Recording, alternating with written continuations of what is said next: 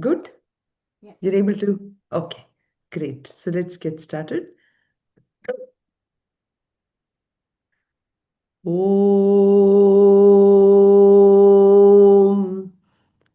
Om Sahana Bhavatu Sahanau Bhunaktu Sahaviryam Karavavahai Tejasvinavadhitamastu Mavid Vishavahaihi.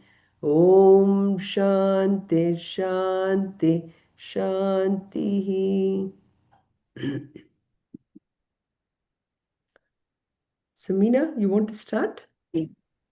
ॐ पार्थाय प्रतिबोधितां भगवता नारायणेन स्वयं व्यासेन कृतितां पुराणमुनिना मध्ये महाभारतम् अद्वैतामृतवर्षिणीं भगवतीम् अष्टादशाध्यायिनीम् अम्ब त्वामनुशं ददामि भगवद्गीते भगवद्वेक्षिणीम्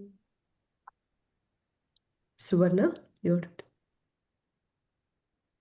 नमोऽस्तु ते व्यासविशालबुद्धे फुल्लारविन्दायतपत्रनेत्र येन त्वया भारततैलपूर्णः प्रज्वालितो ज्ञानमयप्रदीपः प्रपन्नपारिजाताय स्तोत्रवेत्रैकपाणये ज्ञानमुद्राय कृष्णाय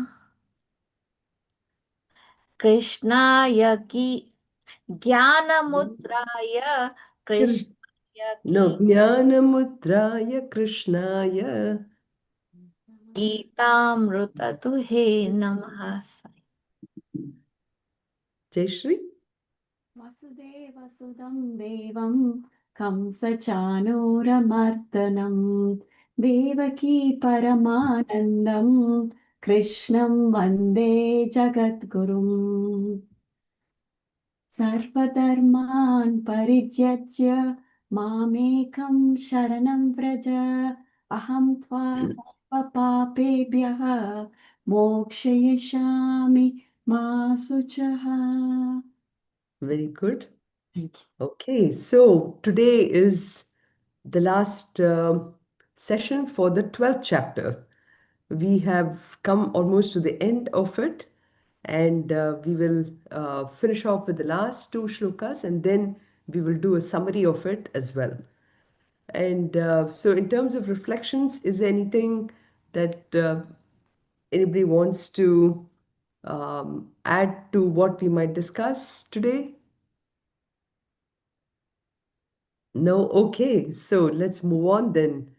So basically, we are finally in the chapter where, by looking at the perfect devotee, the perfect devotee, we always want to be this perfect student, perfect employee, and we always struggle through challenges and when we face the challenges, we really come to know what qualities do we really need to work on, right? So basically, the whole idea in this last section of the 12th chapter is, we're dealing with a bhakta, a bhakta who's the highest form of the devotee, and uh, a lot of pointers for us, a lot of pointers in this chapter for us to really understand the qualities which we can learn from this greatest of the greatest bhaktas, which can help us to face different situations. So, in that sense, 12th chapter is really one of the the most important chapter, I would say, which really has an impact on us. And this is the most important chapter in the second part of the three-part series, which we call, the Bhagavad Gita, using the Tattvam Asi principle. Here, this is about the Tat or Ishvara, and in that sense, and this is the last chapter in that second part of the six chapters. So the qualities that we need to face, are we living those qualities, is what we have to constantly monitor ourselves.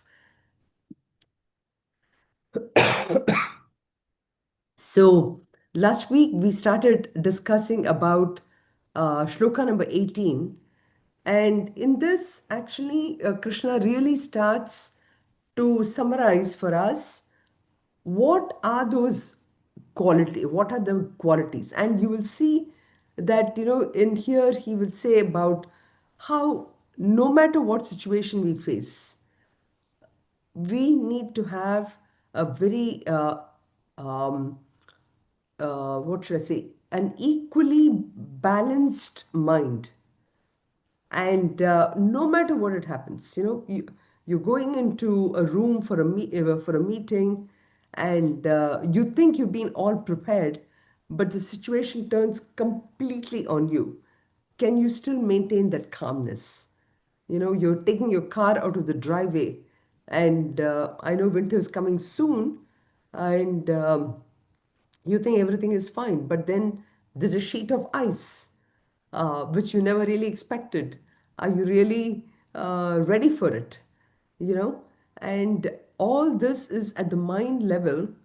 And at the mind level, if I'm completely in tune, and again we're talking about, the highest devotee. So if in the mind we are completely in tune with Ishvara, and then it is definitely possible for us to bring that control of my own self.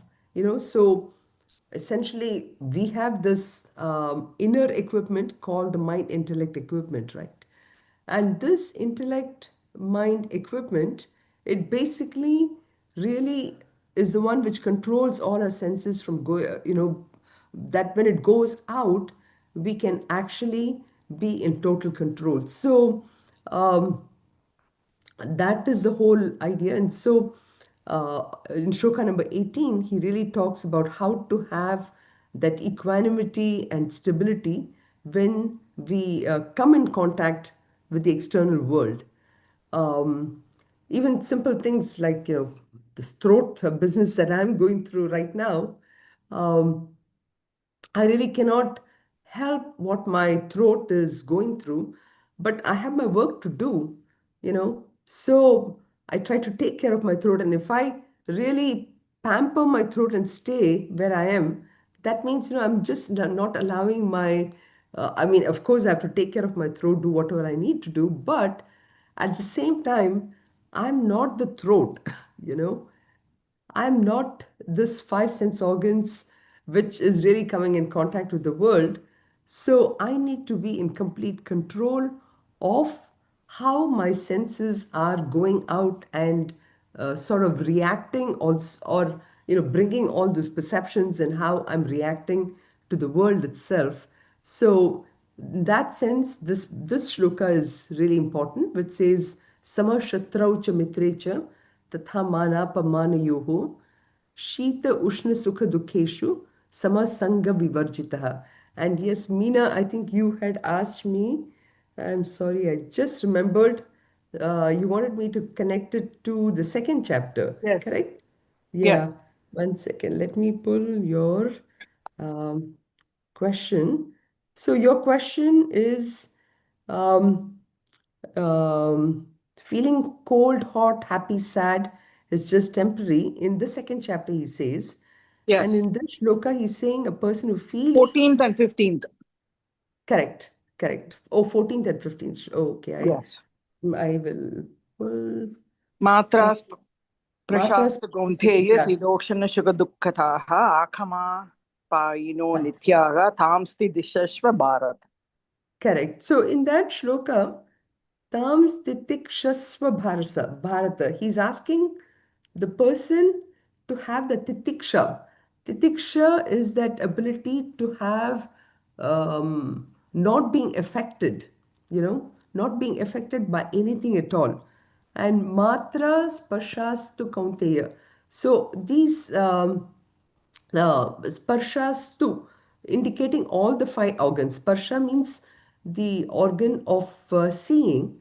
So in all these things, Krishna in the second chapter itself, just when he's starting off the advice, what he does is he actually he's telling him that time itself, be in control of your senses. So that is how Krishna is starting off to speak to Arjuna as a student. It's like the very beginning, it's almost the kindergarten of education that he's going through. Mm. But here, he's bringing us that same aspect from the Anyan, the highest bhakta, actually. So, Okay. so from that point, he's saying, let me just So you're so seeing this is at the lowest level in chapter 2. And also you have quoted while you gave a lecture on this 14th sloka, he's asking Arjuna not to be like a log of wood floating in water, and let him be like a lighthouse which sits firmly. So that was the correct. quote you gave. Exactly.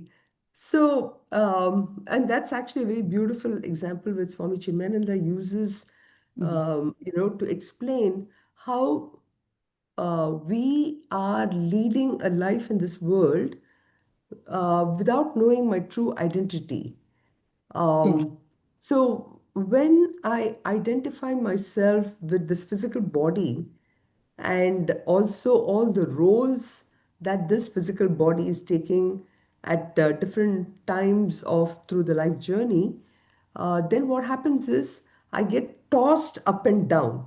Like, for example, if I say I'm a director of some department, then on one day maybe somebody might, in fact, that will come, the shloka 19 talks about mana and apamana, Mm. But um, at my level of being a director, I might, have face a lot of, what should I say? I have to travel quite a bit, and I'm constantly complaining. Oh my God, I've not been able to sleep, and this particular bed was not good in this hotel room, or anything. And then I go to some other place in the hotel is very good, so I'm like really, really happy. So you go through so much of this ups and downs when we get identified with the role I'm playing and when I'm living at the level of my physical body. So that is the example where we had used at that time as this Mm. log of wood, the Mm. small log of wood which is bouncing up and down as Mhm. the waves of the ocean Mhm. goes. And what Swami Chimananda in that example he talks about is don't be that log of wood, instead be the lighthouse. Which sits The firmly. Okay. lighthouse, right. So the lighthouse is an analogy to show the identification of us not with this physical body, but with our inner self. So at my core, I am none other than that supreme consciousness. And but because I have been so habituated to find joy in this world in small, small things like objects and situations and relationships, because of that, I have become habituated only to that to get any kind of happiness.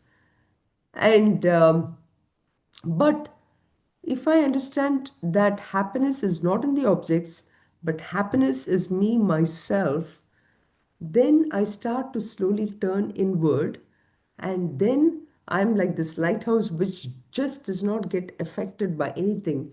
The waves are lashing on the walls of the lighthouse, Mhm. and still in the midst of all that, the lighthouse is firm and strong. So that's the analogy for Mm. that So second. dishasva means endure, right? Endurance. How? Dishas Dishashva. It means, In second chapter? yes, 14th Oh, sloka, okay. second one. Yeah, I don't think. Dishashva Bharata. So Dishashva means endurance, correct? Endurance. Okay. Titiksha is actually, no, no, in fact, Titiksha is endurance. Dishashva, yeah. Titiksha. Titiksha, okay. Yeah, Titiksha. Titiksha means, Thams yeah, Titiksha, okay. yeah, Okay.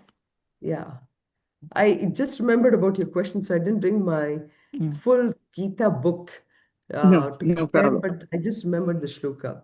So basically, I was trying to understand the difference between these two. So this is at the lower level, which Lord Krishna is telling Arjuna about, since he has moved 10 chapters. So Arjuna has gained more knowledge. So this is a little advanced No, level. I don't think we can look at it that way.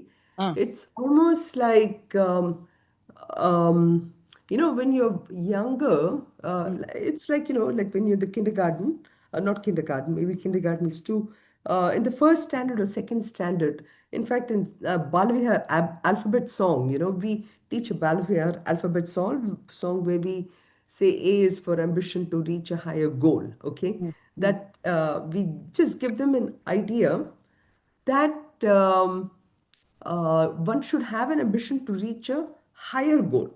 That's all we say. okay. But the explanation of what that higher goal is comes much later. So, like for example, in the 11th grade Balavihar, for example, we teach them vision of Bhagavad Gita. Okay. And in there, we tell them that, your higher goal is not really just buying that most expensive Lamborghini and buying a $2 million home. And, that is not what your higher goal is. That can be a goal which is intermediate, but your highest goal is moksha. So, but we don't talk about moksha in the second standard. Yes. Okay. So that's the only difference which here you would say. So here the word, for example, sama shatraucha mitrecha tata manapamanayoho shita ushna sukha dukkeshu. That shita ushna sukha dukkeshu is the only thing that is explained in the second chapter. Matra spashasta kaunteya shita ushna sukha Okay. deshu. Agama payino nityaha. They Mhm. come and they go, Okay. but I just you want don't get to, attached to it. yeah, I Yeah, just wanted to hear from you how you relate this second chapter, 14th and 15th sloka with the current one, this chapter. right. Yeah. Now I got an idea. Okay, Thank you so totally. much. Yes. Yeah, no problem. So, and so here the Sama Shatraucha Mitrecha, the one who has the same attitude towards a friend and a foe, that again, like just like last time I said, that doesn't mean that I make everybody an enemy. That is not the way. And again, a friend, many times, we think about a friend as the one whom I can depend completely on for anything. But then the dependence causes a kind of an attachment. So, the idea here being that I am the same to everybody. That is what he's trying to say here.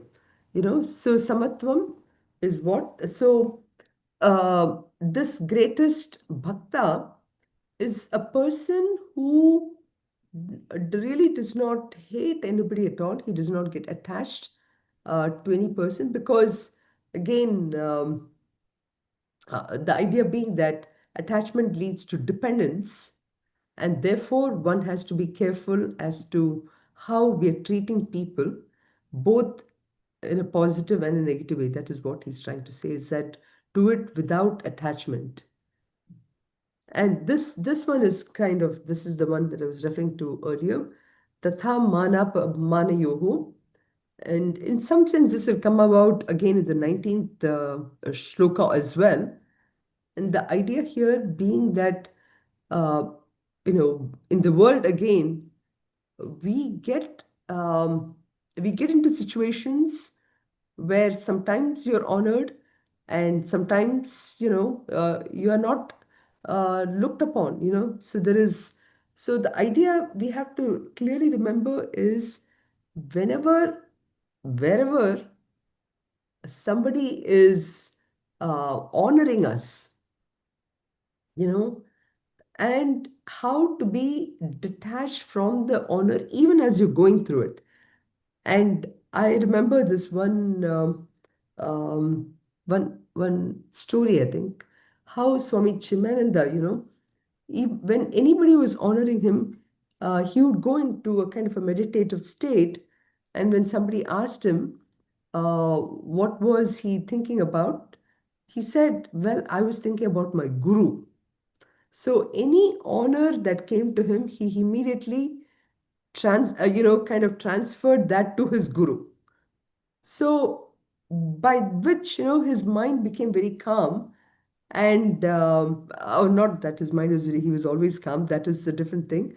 But the fact is he didn't get affected too much by the honor. So when that happens, so when the mind is like that, and same thing when somebody is trying to dishonor, again your mind is completely at peace, because you know that the person is dishonoring for that, at the core, if I truly identify myself with my core, then I will not really get affected by the dishonor that is coming. And uh, obviously the dishonor also has come for a certain reason. Maybe it was my prarabdha karma which is being affected by it, but by me not getting attached to the dishonor, I can actually let go to that extent the prarabdha karma which is being affected. But if I do get affected, then what happens is my karma increases, and then I'll have to go through again this process where I have to practice this detachment in the case of an or dishonor also. So the person who is sama shatraocha mitrecha and samaha tatha manapamane. So he's the same, no matter whether he's being honored or dishonored. And again, Shitosha Sukhe Deshu, which is again talking about the pair of opposites, and trying to understand that the world is really full of this opposites. There's just no question about me not going through it. I just have to be completely equanimous or samaha. And this is like the shock absorbers in a car, which definitely has to be there. And I always remember this Alaskan cruise that we went at one time. The ship is huge. I mean, and sometimes you wonder, why is this ship so huge? Why does it have such a big keel? But they are the shock absorbers, because you just never know when you're going into the ocean what kind of obstacles you're going to face in there. So so this is the knowledge for us is the shock absorber, which allows us to be uh, sangha varjitaha, sangha vivarjitaha. So heat and cold, honor and dishonor, all this favorable, unfavorable situations, all this may come and they may go, but I do not get affected by it. I am completely free of all that. And I just read recently about how the mark of progress in an individual is by the kind of habits that that person has developed. And here I would say, when I have developed a certain set of habits of the sadhanas and everything in my daily life, and if I continue to practice that, then that leads me to a state where I am the same in all kinds of situations, you know and that is the mark of progress. I just recently, that kind of hit me hard, and the whole, ultimately the onus is on us. We need to develop the right habits in life. I need to develop the right schedule for myself every day, so that I just never know when all these pair of opposites will come and hit me. So then in all of this, I can still be, away from it. Yeah. So, anything to add or very beautiful shlokas, right? So then in shloka 19, he lists out again, saying, brings this manam and apamanam part of it, you know. He will say that both the praise and the insult, they have absolutely no effect on the devotee. So if we think about it, when does somebody praise us or insult us? You know, I've given these examples of Buddha not being affected and all that. But let's think about ourselves, you know. We get praised maybe when we are doing something good, or I've achieved a certain position, a certain designation, I would say, not position, designation. And this is important to think about it that way, because designations come, designations go. So, usually, whether somebody praises me or somebody insults me, even, and the insult also comes because of the designation, you know, and we if we are very clear that these designations come to us are all temporary, then it's no problem. But then we get very identified with it. You know, I'm this director. How can somebody tell like this to me? You know, I've not been invited, or I have been sidelined. You know, all these things we try to say because we become attached to the possession itself, right? So that is a part that is really understood. In 19, he says, Tulya nindastutihi mauni santushto yena kenachit aniketah stiramatihi bhaktiman me priyo naraha. Very powerful words here again. Tulya ninda stutihi. So ninda and stuti. Ninda means um, um, Ninda and Stuti means praise and insult. Okay.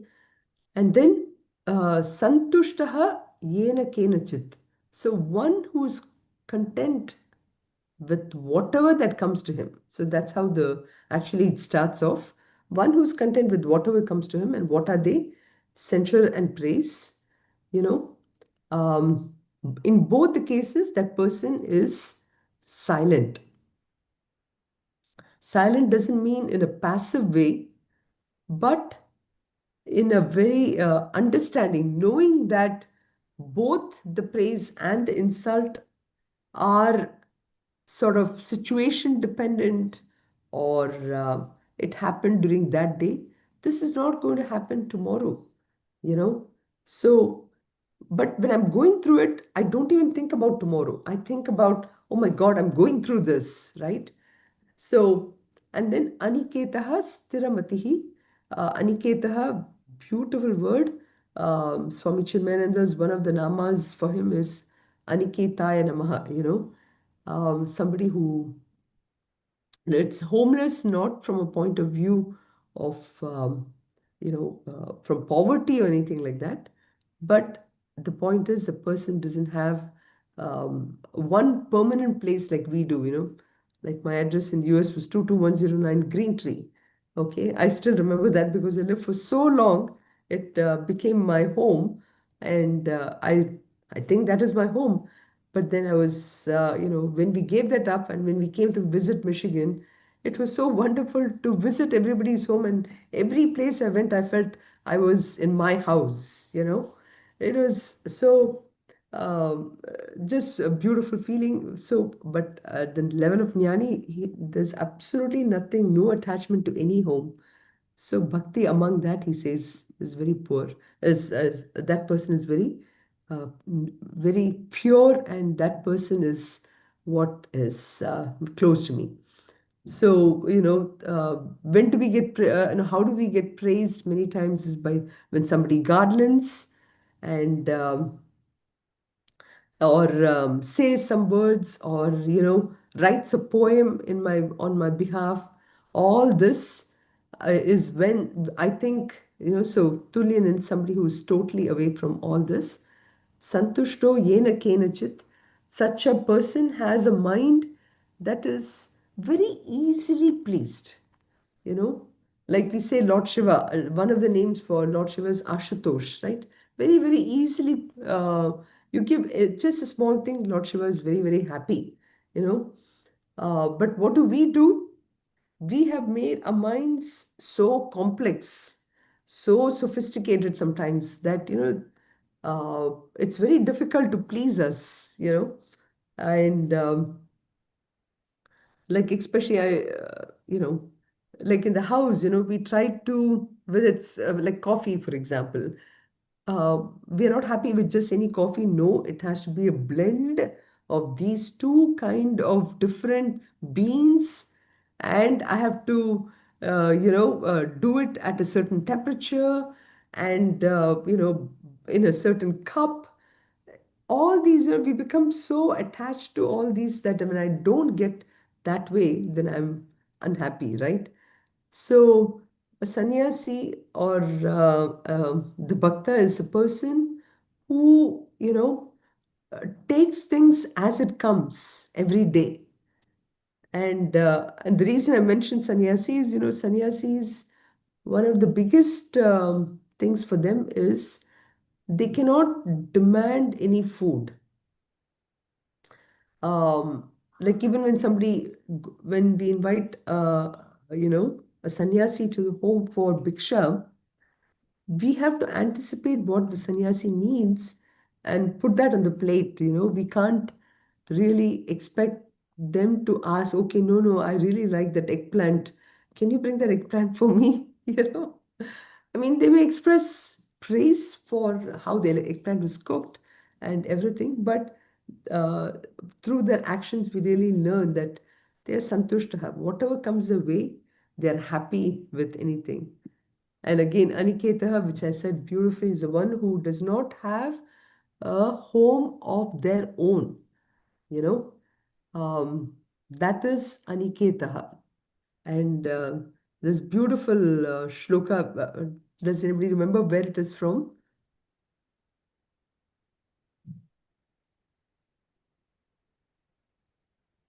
सुरमन्दिरतरुमूलनिवासः शय्याभूतलमजिनं वासः Rajagovinda? सर्वपरिग्रह Bhajagovindam, exactly. Parigraha bhoga tyagaha kasya sukham na karoti viragaha, very beautiful thing from Bhajagovindam. It is about, again, there are two shlokas in there. This is one of them which talks about the quality of a sannyasi. You know, taru meaning a tree. This sannyasi lives only under a tree, Mula nivasaha. Shaya Bhutala Majinam Vasa Sarva Parigrahas. They've given up completely. Bhoga Tyagaha. You know, completely have given up any attachment to food. Then imagine the happiness of such a person. That's what it's saying. So Stiramatihi. So how does such a person enjoy? So this person, if they're not getting their enjoyment through food or through having a big home or anything, where does really that person's enjoyment come?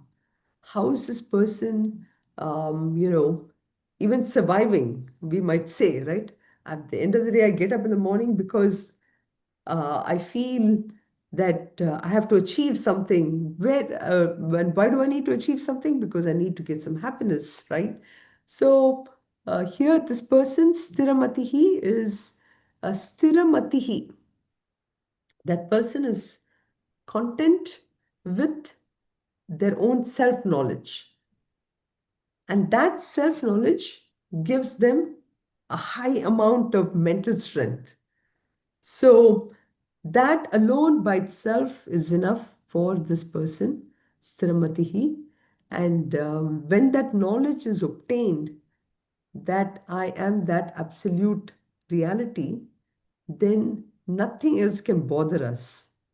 So, so with this shloka number 19, he basically completes that entire description of a wise person, or how the person conducts themselves in different. So we, just to summarize the 13th to 19th shloka, finally is we have done about close to uh, 30, 40, 40 qualities, and it is all about how the person reacts to situations, how the person's relationship with people, and the person's attachment or detachment from objects. So that is what we saw in all these 40 shlokas.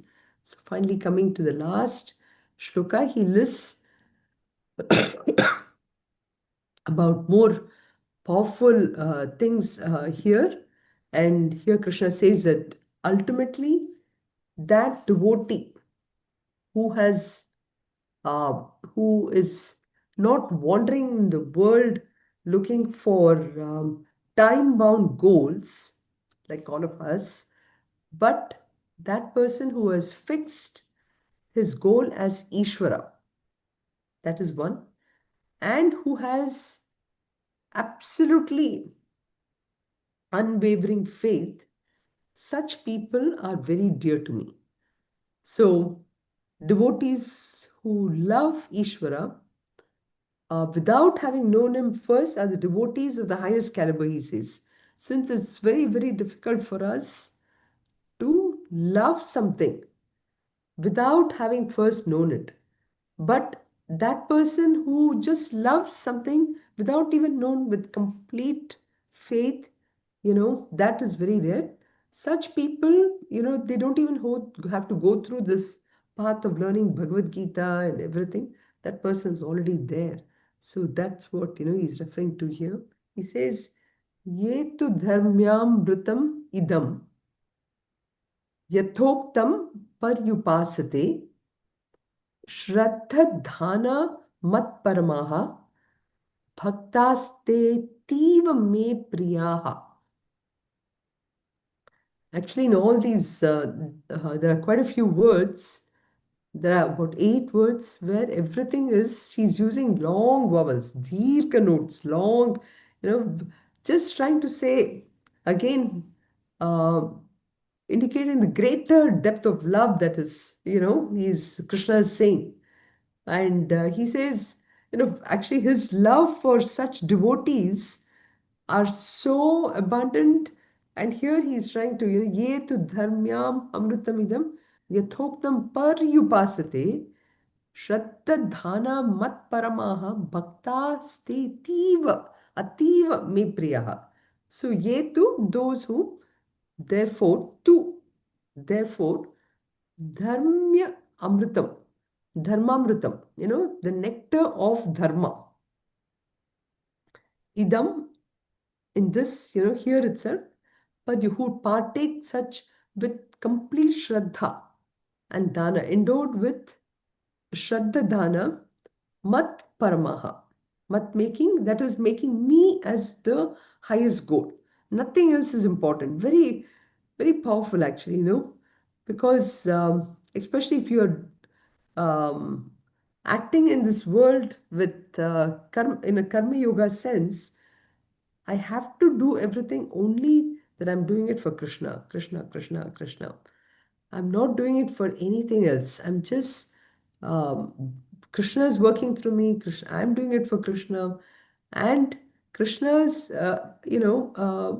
making sure that I do this to the best of my ability, that I'm focused only on the work. So all this, that is what he's saying, is finally my dharma. That is um, dharma amritam. That is kind of the immortal dharma. Amritam means immortal, right? So that is really the important. So he wants to make it a point that all these virtues that we've talked about, they are actually under the heading of my immortal dharma, which is vital for one's spiritual progress. So, that's what he's reminding us. Everything that he's talked about, the qualities, if I do with that, it leads to spiritual progress in a way. And he's saying, and he makes it tempting, finding, and he kind of is giving this uh, sort of, what should I say, um, the candy for us by saying that, only such people are really, really, really um, very, very important for me.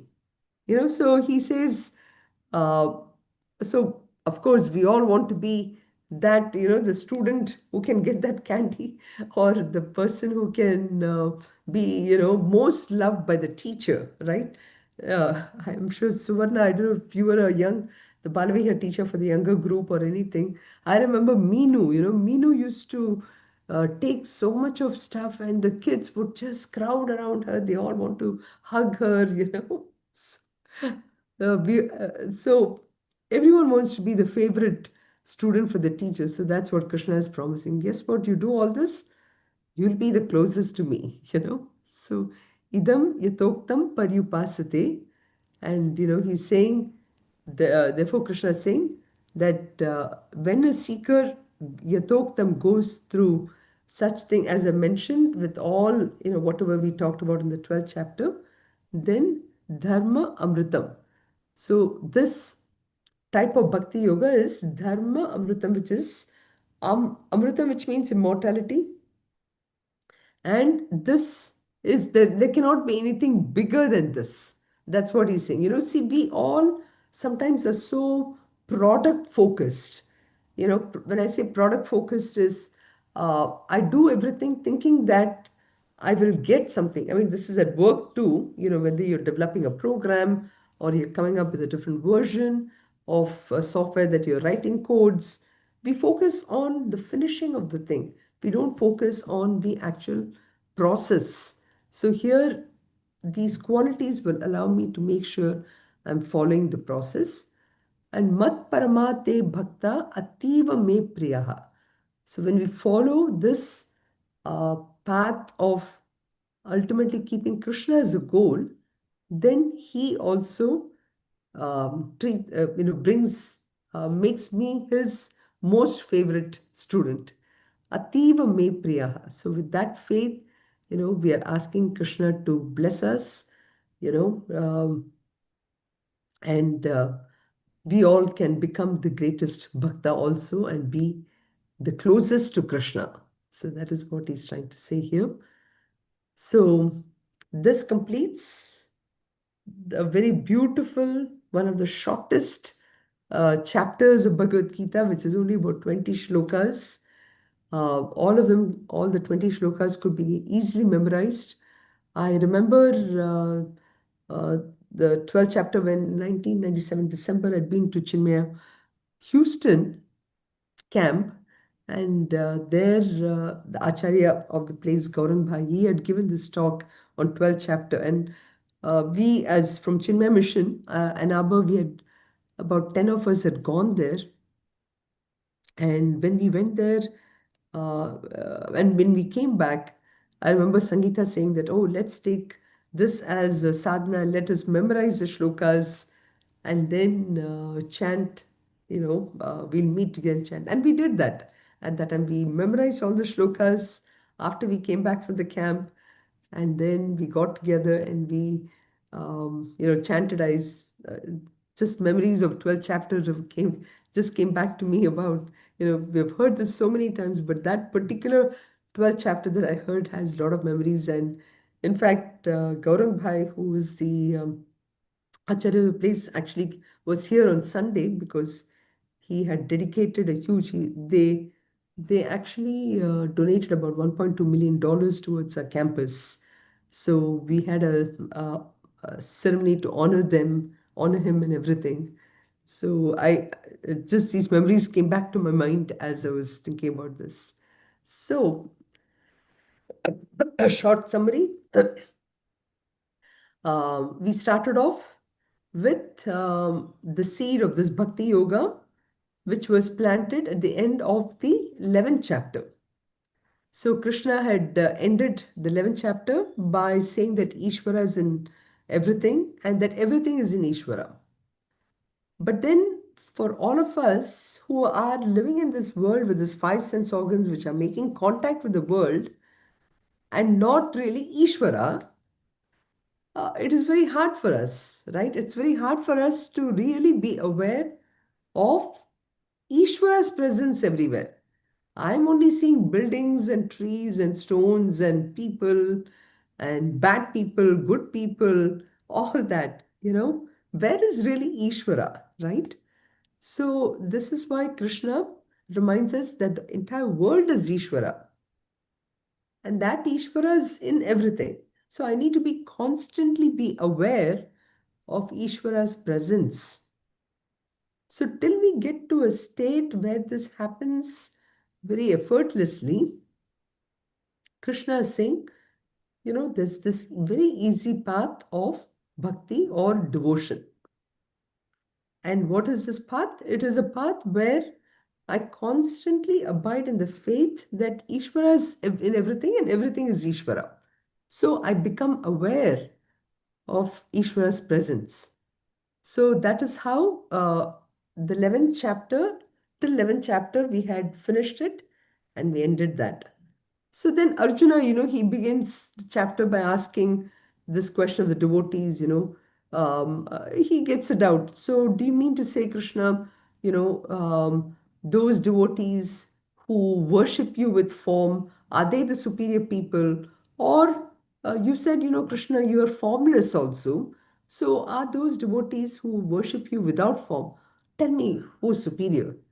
Again, that competitive spirit in him, right? I mean, wanting to be the most favorite of Krishna, student of Krishna, and he wants to know, tell me, what is it that will bring me closer? So then Krishna replies, the worshipper of Ishvara without form really sees no difference between him and Ishvara. But for most of us, who have we go through this purification of my ego, right? I mean, um, the more and more lectures I listen to, the more and more sadhanas I do, I am purifying my own ego, right?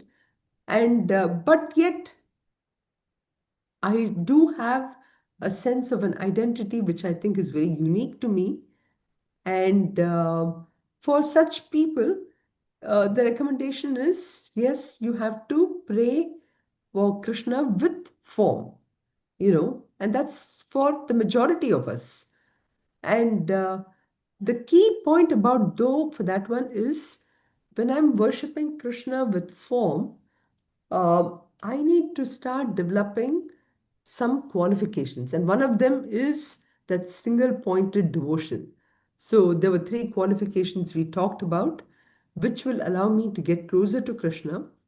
And so Krishna gives a sequence of various steps, you know, to how to get to Ishvara, starting with Bhakti Karma Yoga to Bhakti Yoga to Jnana Yoga. So in Karma Yoga, we are asked in the beginning, I have to renounce my fruits of action by submitting them to Ishvara. So anytime I get an award or anything, I say, Krishna Arpanamastu. So that is how we discussed it. So we start as soon as we get up in the morning to perform every action for the sake of Ishvara.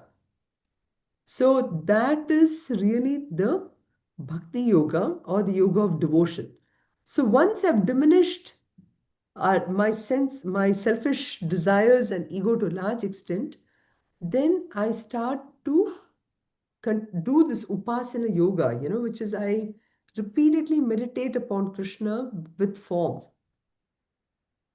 When I do this meditation continuously on Krishna with form, I reach a state where I'm in constant awareness and knowledge of the fact that ultimately it's nothing but Ishvara. So, this is a beautiful kind of a transition that happens, or the steps which we have discussed before, and which is ultimately this knowledge of Jnana Yoga. So the chapter then finally, ends with about 39 qualities of this perfect devotee, and we, in all of this, the most important things that he tries to keep on emphasizing is to develop this samatvam, yoga uchyate, which we have again seen in the second chapter or second chapter, yeah. To have that equanimity, to have complete unselfishness, no matter whom I'm interacting, I treat everybody the same, you know, be detached and have that unfavoring faith towards Ishvara. So that's how this shloka, this 20 shlokas is such a capsule, you know, to learn from it. And so, anything more to add? Hari Om. Hari Om, So Meena? you said last, when you gave the summary, you said all of us want to have our own identity. So if that be the case, you said we have to worship Lord Krishna in a form. Mm-hmm. What does that mean? So, um, currently, I'm Sunitha, you're Meena. Can you imagine yourself not being Meena at all? Is there at any point in any of your actions during the day where you feel that Meena is not acting on it? I mean, I don't think so, right? We immediately, that aspect of Meena's doing this, Meena's doing even worship to God, Meena's feeding the grandchild, it automatically comes in, right? So that is the identity with which we are transacting in this world. Mhm. So when I transact in the world as a individual with a certain identity, um, I I feel that I am always doing something to somebody. So who is that somebody? I have to slowly in my mind uh, um, change the focus that even when I'm feeding my grandchild, I'm not really feeding the grandchild, I'm feeding Krishna in the form of my grandchild. I'm feeding, I'm talking to my friend who is Krishna in the form of my friend. So, when I consider myself with a form and an identity, I automatically want to transact in the world with somebody who has an identity. Okay. Okay, so that is why uh, this two forms, Saguna Bhakti and Nirguna Bhakti, has been brought. So, very powerful. If I consider myself with no identity, Mm. then it's easy for me to think about somebody with no identity, with no form. Sorry, identity in the sense Oh. where I'm consider myself with a certain form and a name and everything, name, position, all that. So that is why he says, ultimately in this 12th chapter, he says, for most of us, the sadhana which is important is to pray to that Lord with a form. Mm. So he's just making it easy for us to understand, you know. Got it. Got it. Thank you. You're welcome. So I know we nice. Yeah. don't have time, but I still thought if there was the most basic concepts from this one was the bhakti and then nirguna versus saguna bhakti and what is bhakti yoga sadhana and then ultimately the sadhana that I need to do and what are the benefits I get out of it and how the transaction in the world at three levels, where normally I transact in the world as a karta, as a doer of variety of actions. That is one role I play.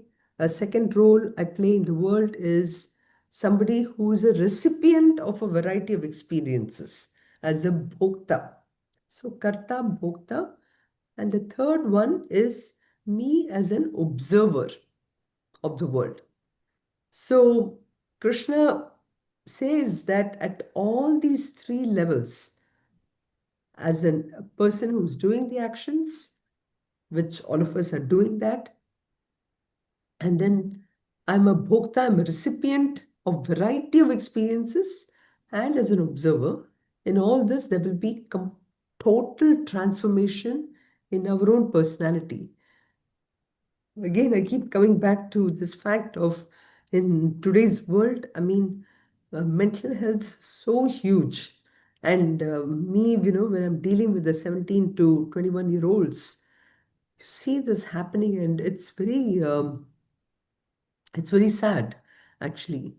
And this kind of knowledge, which is there in this 12th chapter and in Bhagavad Gita, it can really, in one shot, like Dhriden in 15th chapter, right?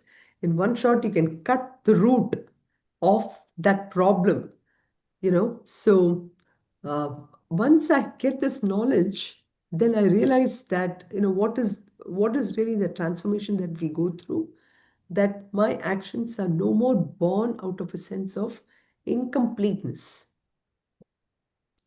Today, whatever I do, I am actually doing my actions thinking that if I get this, my life will be complete. Starting from the time when we are born, that is the single mantra by which we are operating, if you think about it. If I finish my 12th standard, plus two, um, yeah, 12th in US, we would say plus two, you say here, then my life is complete. If I get this particular IS, whatever thing, or medical degree, or engineering, or computer science, I'm complete. So we are basing all our actions today more because I feel I will become complete because after I do that.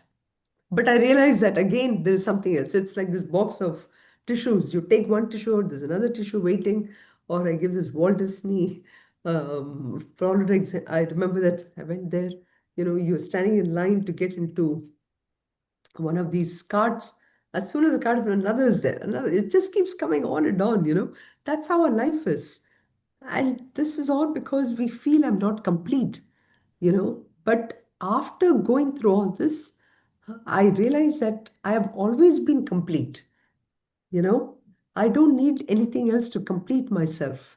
My actions are really not for fulfilling anything, but they're done out of fulfillment.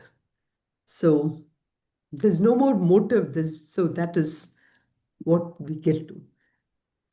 So we finally end the 12th chapter, which is called the Bhakti Yoga. And yes, this is the essence of the Upanishads, which deals with the ultimate knowledge of Brahman, Brahma Vidyayam, Tat Sat Iti, Srimad Bhagavad Gita. So Bhagavad Gita, which is considered one of the Upanishads, Brahma Vidyam, which is about the knowledge of Brahman, and which is Yoga Shastra, it is a yoga by itself. It is Krishna Arjuna Samvada. It's a dialogue between Krishna and Arjuna.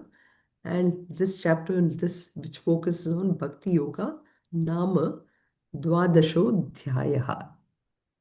Okay. So we finished the whole thing. And I know, Meena, I think I never posted the 11th chapter full recording. I'll try and see how I can do it. Yeah. And probably I'll try to record this also and send it over. Okay. No problem. Thank you. You're welcome. So we'll finish. Sarve bhavantu sukhinah, sarve santu niramayaha, sarve patrani pashyantu, ma kaschit dukkha bhag bhavet. Om shanti shanti shantihi. Om Purnamadav Purnamidam Purnat Purnamudachyate Purnasya Purnamadaya Purnameva Vashishyate.